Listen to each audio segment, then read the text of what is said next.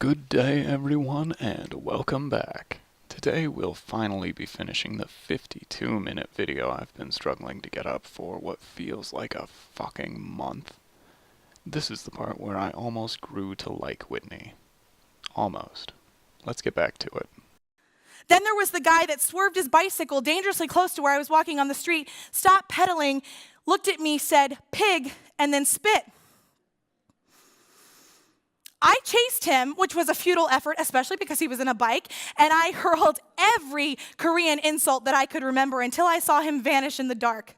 Now, I may not be entirely sure, but I have a reasonable guess that spite and wrath do not look very good on you. And then I headed back to my apartment to cry. But it wasn't until I was assaulted in a bar. A man raced up behind me to start punching me in the back of the head that I realized, hold up, I don't deserve this. It took such an aggressive, abusive action to jolt me into the realization that I was a fat human, but I was human. And I told myself, I'm going to go back home to the States and I'm going to prevent this from ever happening to me again. I'm going to also guess that you don't mean by dropping the weight that foreigners hated so much. I'm going to lose weight. Oh shit, I was wrong. So I moved back home in 2011. In 2011, I weighed 329 pounds. And I lost 100 pounds in 8 months. Okay, hang on. I'm going to pause right here, do some math, and we'll come back to that. Okay, 100 pounds, 8 months. That works out to an average of 11 or 12 pounds a month, which means an average of 4 per week. That's double the recommended rate for weight loss. Now, I'm not going to make any assumptions. Let's just see where she goes with this. I worked out for 12 to 15 hours every week. That is respectable while not being extreme. Continue. I counted my calories. Looking good. Keep going. I obsessed and I hid my shame from my personal trainer and from my family and from my friends, even from strangers who said, "You're remarkable. This is the hardest thing that anybody could ever do." Now you're getting a little bit gratuitous. Come on, reel it in. Reel it in. I'm actually rooting for you here. And look at you doing it. I've never been more proud of you since the day you were born. Are we not talking about strangers anymore? Come on, you need to clarify transitions like that. Pretty soon, I was eating 500 to 1,000 calories a day. For those of you that didn't watch my first fat video or are otherwise unaware, that is 200 to 700 calories below the recommended diets for weight loss.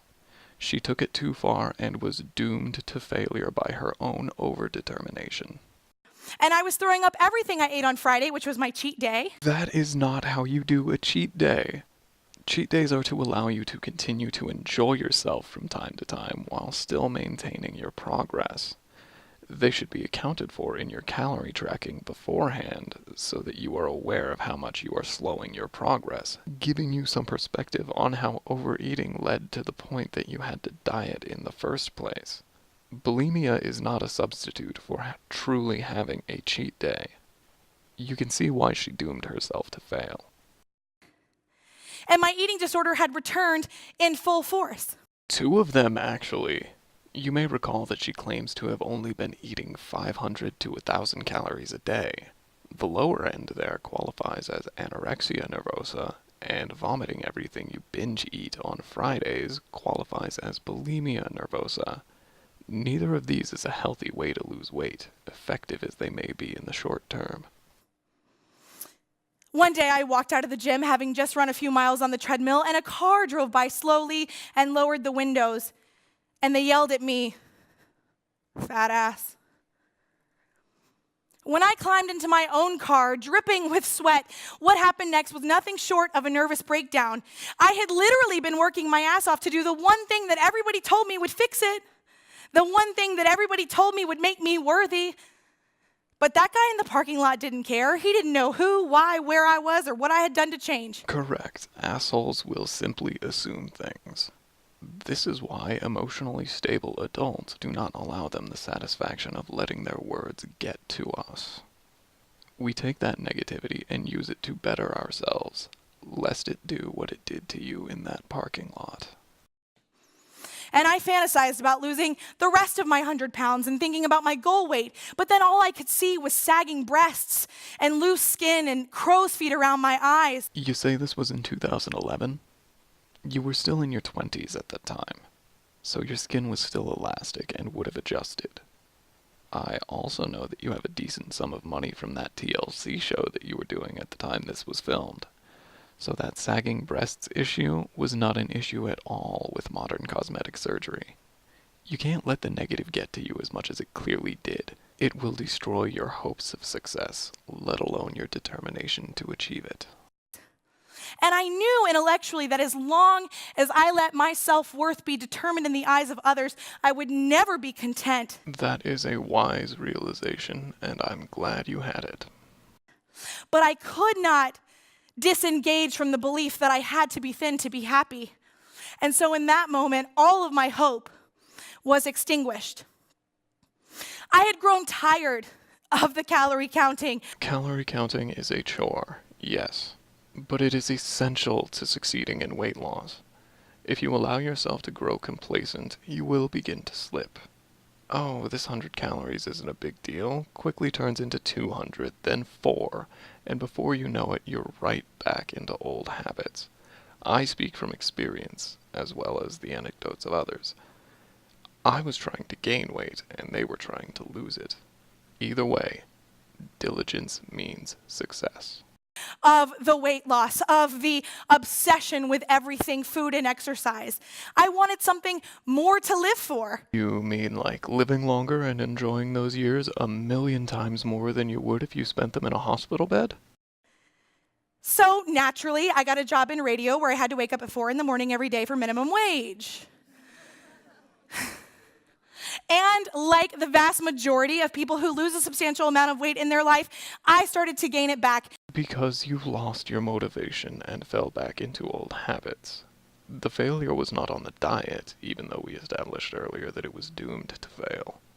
The failure was on you and those who failed to teach you when you were still young. And within a year and a half, I was the heaviest I'd ever been. Now, I can't explain the phenomenon of people gaining more weight than they lost, aside from the obvious eating too much. But the part of it I can't explain is the speed with which it happens. It appears on the outside to be a ravenous hunger felt due to the shame of giving up. Similar to eating to self-treat depression, it appears to be overeating to release dopamine to compensate for the depression of giving up on something that you know deep down that you want.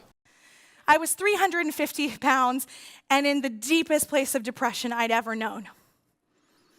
I didn't have any money to pay my own rent, so I'd moved back in with my parents, and on my 29th birthday, I found myself sobbing in my mother's lap, lamenting about the dismal direction of both my professional and personal life, and I asked her, "Mom, how can anything ever change?" And my mother produced a pendant, and on it were the words, "Something good is going to happen." But in my misery, I was hyper-focused on one detail, and one detail only. When? The universe does not present these opportunities, Whitney. People do. Sometimes out of the good in their heart, but usually out of some selfish interest. It is not a comforting thought, I know, but it is the truth. You did not receive a deal to be on national television because the executives were feeling generous that day. They saw an opportunity to make money off of you and your life. I can sympathize with the story about crying to your mother, as I did it just last year. I was desperately seeking some assurance that somehow things would work out for me. And she told me a comforting lie, whether she meant to or not. Things did not improve on their own. I had to work for it. So I started to reevaluate my life. I thought back to when I was 10 years old and 90 pounds, and now I'm almost 30 and over 300, and it hadn't mattered. I'd never been happy. I'd never loved myself. I'd always carried the weight of shame. So I decided to try an experiment, and I made a promise. I said, "Whitney, If there is something that you get asked to do and your only reason for declining is to say, because I'm fat, then you are going to do that thing anyway. A good first step. I had a similar experience, only with my inherent fear of failure. It is the one thing in life that I cannot bear the thought of. I'm not afraid of heights, or losing my loved ones, or clowns, or spiders, but I am mortified at the thought of not being good enough. It has haunted me for as long as your shame has haunted you. But with every video that I put out there, I get better at what I'm choosing to do. I get closer to reaching an audience. There is a reason I'm trying so hard, and that is because I want to succeed. The greatest challenge I face is reaching those people who want to hear what I have to say, where the average person's greatest challenge is themselves. The universe was listening, because you better believe 3 days later, The universe is really slacking these days. Fuck, 3 whole days? Gotta get back to lighthearted, AJ, or I might just never put this out there. I got a message from a local photographer who told me she wanted to take some boudoir photographs of me for free. I wrote back to her immediately, sister, I would never in a million years take my clothes off in front of a camera, so when should I meet you? It appears that you have already conquered your greatest challenge, and for that I commend you. A bottle of wine and a designated driver later, I got an unexpected result. When I looked at this picture, for the first time in my entire life, I didn't dissect every flaw. I didn't cringe, and in fact, I thought I was beautiful. Now, not to insult you, but beauty is in the eye of the beholder. I do not like the picture personally, but you do, and that's what matters. So I decided to keep the experiment going. My coworkers at the radio station were trying to ask me to do a dance video and call it a fat girl dancing and put it on YouTube. The dances themselves are not all that great. I cannot help but think that they would be better if it weren't for the weight.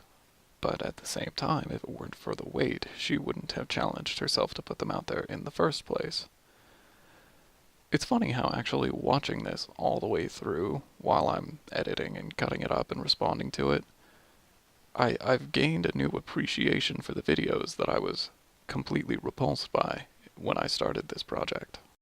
And at first, my reaction was absolutely not, because no one has seen me dance since I was 18. Fat girls don't get to do that, and I'm still balking at the word fat. And I had to ask myself, Whitney, of anyone on the planet, don't you know that being fat isn't synonymous with worthless, lazy, stupid, undeserving? Hats off to the photographer and whomever said this. They were responsible for digging Whitney out of her depression and starting her on the road to a truly healthy life. I'll remind you again that there will be a video at the end. God, I hope I can maintain my determination long enough to get there. I chose this video because of the responses to it I'd seen sometime last year. They did not properly represent the journey that I've seen over the last few hours of doing this. I'm actually glad that I chose Whitney out of all the fat positives out there. This has certainly been an experience. I wasn't sure that I knew, but I wanted to find out if I did, so I said yes. And I posted this video onto the internet, and a few days later, I started getting a lot of phone calls. But they weren't the normal phone calls, like from my dad asking me if I had toilet paper and stuff. It was like Steve Harvey and CNN, Good Morning America, and the Today Show. And they all told me they wanted me to come on their programs, talk about my dance video, and explain this new lifestyle, this new body positive lifestyle that I was leading. Actually good body positivity, mind you. Not the kind of crap that has been showcased by us anti-feminists. What I've seen so far is a journey from depression to eating disorders to acceptance and motivation to change. And I couldn't understand, like, what is so special or subversive about a fat woman dancing? But I went on the shows, and I did my little dance, and then the letters started coming in. I got an email from a teenage boy in Lebanon, and he said, "Whitney, it's illegal to be gay here, and I'm gay. But when I watch your videos, I feel like my life is going to be okay." Those two things are completely unrelated. Like, sure, I'm glad the kid found something to believe in, but come on, if he's got access to the shows that wanted Whitney on, then he's got access to all the homosexuals that have similar stories, and ones that end with acceptance and happiness. Come on, kid. And I said, "Okay." That's more or less the response I would have expected. Yeah. And then after that, some more letters started pouring in. This one was from TLC, and they asked me if I would consider doing a reality show. After what I've seen here, I hate the show as a concept a little less. But I do still hate it. And I mulled it over, and I thought about all the ways it could ruin my life and my reputation, and all the ways it still might. But then I thought about that boy in Lebanon. And for every other person who had never turned on a TV and seen someone who looked like them, I'm not angry enough to go on my rant about representation again. I'm just not. But it doesn't matter. People will make idols out of anything. Hell, the first thing that comes to mind is the story of Exodus in the Bible. The Jews were wandering in the desert, and Moses left them alone for, I think, just a few hours. And they made a golden cow to worship instead of Yahweh. People do shit like that. who struggled like them, and so I said yes. It wasn't before long that even more letters started pouring in, and many of them were from fat women, but just as many of them weren't. Why? I was talking to little girls, anorexic women, people with different abilities, grandfathers that had always hated their noses. Okay, I guess I can see that. But there are still all sorts of role models people can have for each of those situations. I find it strange that they gravitated towards a fat woman of all things. Not to be mean in this case either, I just find it extremely curious. And then I realized, it's not about the fact that I'm fat. It's about the fact that I am living a shame-free life in spite of a society that tells me I don't deserve to. I still don't understand the obsession with using society as a scapegoat for all of one's problems. You're losing me again, Whitney. Society has no control over you. We all have something that society tells us we should feel shame about. For me, it's visible. In a world where thinness is championed above all else. Above all else, you say? You want to know some thin people that society, as you say, hates? The obvious and foremost is going to be Hitler. Then there's Stalin, Mao, Elliot Rodgers, Caesar, Nicole Arbor. I'm sure there's more, but it's 1 a.m. and I just want to be done with this already.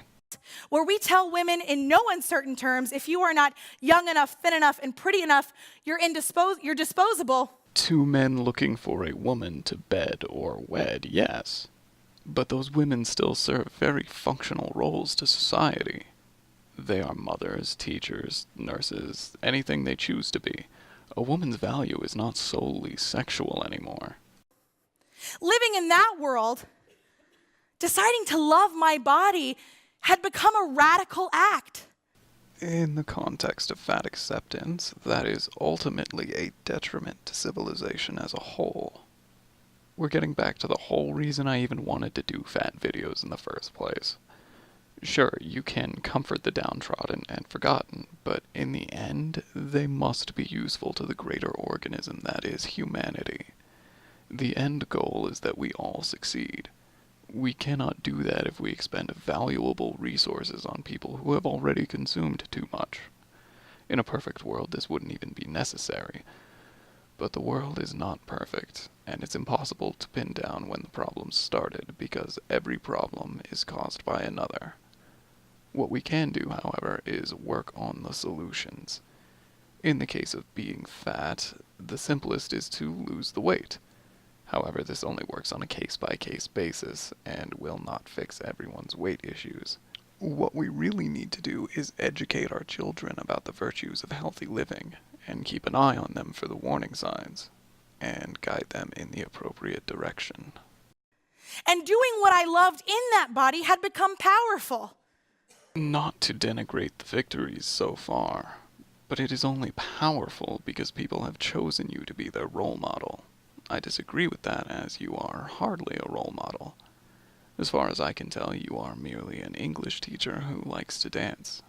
You got a lucky break, and like so many before you, others have chosen to fixate on you, as they have been doing for decades. And then became the inevitable questions from everybody. How is this doable? And I never used to know how to answer this question because I didn't know how to tell someone to be like me. But now I think I know how to tell people to be more like them. We think that we have to magically have confidence before we do something, but this is backwards. And that is the secret, right there. I'm quite surprised to hear it, actually. This TEDx has more substance than I thought they were capable of. While you may not be a gifted speechwriter, Whitney, you certainly understand the secret to success and confidence. Confidence is a product of action, not the other way around. If I had to wait to have the confidence, I'd never get out of bed to do anything. I had to do the hard stuff, in my case, posing half naked and dancing. And then the confidence came as a reward, and the confidence came as a building block. But living authentically shame-free is not sunshine and roses. Every day on the internet and in my real life, I'm told that I am disgusting, delusional, and I should probably hurry up and have that heart attack I'm bound to have so the world will be rid of me. In the case of the internet, at least, yeah, that's par for the course. People are assholes because they are anonymous. And I wouldn't change that for the world. Anonymity has given me what I need to do this, so that I might have a shot at doing something that I had no idea I would love to do. I have the chance to put myself out there and not stand to lose anything if I fail. Nobody knows my name or my face. I am free to voice my opinions without fear. But living shame-free has also brought more joy into my life than I ever could believe existed. It has connected me with millions of people I would have never met face to face. I'm willing to bet that you haven't met most of them face to face. Meeting even 1 million people takes a damn long time to do. And sure, you might be deliberately exaggerating here, but pedantry is something that I take great joy in. And injected the color and happiness back into my life. Now, I often think of one of my favorite quotes from my favorite feminist, Audre Lorde. She said, "I am deliberate and afraid of nothing." And then I think back to this picture, 1989. 5 years old, before my first dance recital, this little girl was deliberate and afraid of nothing, serving up all the face and sass in the world, completely unapologetic about what she knew she was put on this earth to do. And I think we get discouraged because we've all been that little girl. Sure, I get the symbolism, but no, I've never been a little girl. But then the world beats and breaks us down. We think that being confident, being happy should be as easy as putting on a light switch, right? Wrong, and I'm sure you're about to explain why. Just do it. Just be happy. Just love yourself. But it isn't that easy, and I know that. It's not like a light switch. Living authentically free of shame is more like stumbling toward a motion sensor light in the dark. You have to advance forward to a target that you can't see, but trust that you'll ultimately get there. You know, I still don't like Whitney, but damn, do I like the way she said that.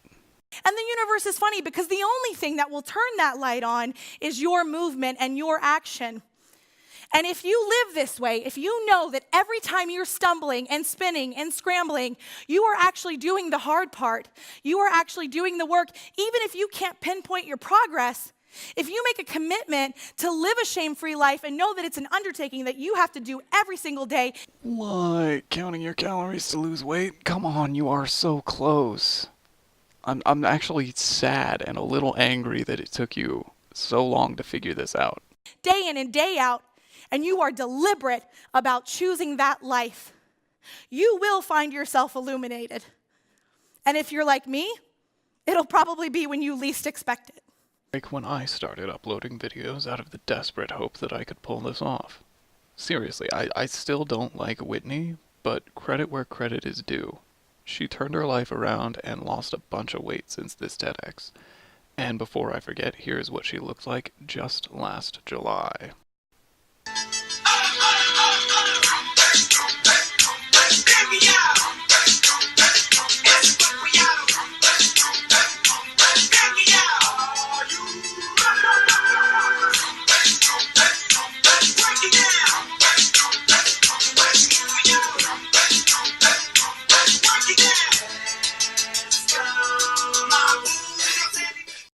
Thank you. You can see the difference, I'm sure. She lost 90 fucking pounds in a year. She lost weight, and so can everyone else. If I stumble across anyone claiming to be incapable of losing weight, I'm going to show them the dramatic difference that can be made in just a single year. I hope you will do the same. It's not about making people feel bad about themselves, it's giving them the knowledge and the hope that they can change. It isn't easy, but it is simple, and it is worth it. Well, thank you all for joining me today. This video was not an easy one to produce, but I'm glad I did. I'll also take this opportunity to once again plug my Twitter, subreddit, and Patreon. Please let me know what you think down in the comments, in a tweet, or on my subreddit. I'd also like to remind you that this is what I want to do for work. I can't do that without support, and you can help with even $1 a month. With that shamefully shameless self-promotion out of the way, I sincerely hope you have a good one, and hope you will join me for my next video.